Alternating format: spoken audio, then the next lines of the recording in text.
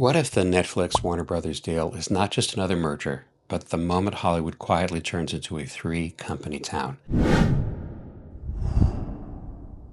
Hey, I'm Adam Leipzig. Here's what is really going on.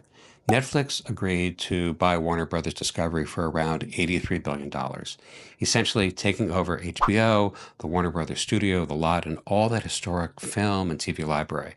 Now, Paramount's Skydance has crashed the party with a hostile bid worth more than $100 billion. They're going to go back and forth. They're trying to snatch Warner's away. They're going to try to keep it for itself. But this is about more than the streaming wars. This is not just deal making. This is consolidation on a scale we have never seen before. Labor unions and major filmmakers and even U.S. regulators are already warning that any Warner's combo like this would crush jobs and squeeze residuals and concentrate too much power over what the world gets to watch. That's what it's about. And here's the business shift underneath all the headlines. Streaming has still not fully replaced the money that used to come from theaters and cable. Linear TV revenue is falling, and streaming profits have not caught up. In the US, about 78% of viewing time on streamers goes to series, not films, which is why platforms lean into those endless shows instead of risky one off movies. So the path to profit for these companies is consolidation: fewer players, bigger bundles, more leverage over talent, and more control over prices.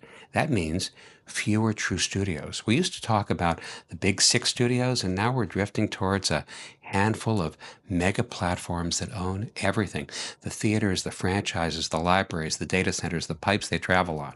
And cinema?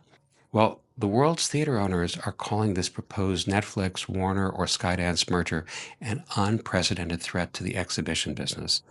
Netflix says Warner Films will still get theatrical releases, but historically, Netflix theatrical runs have been really short and limited and designed mainly to serve the app, not the big screen.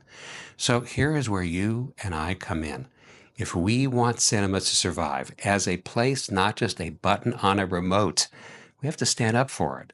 And that means showing up for films in actual theaters, supporting independent and international voices, and paying attention to how much power we're handing to a tiny number of companies over our culture.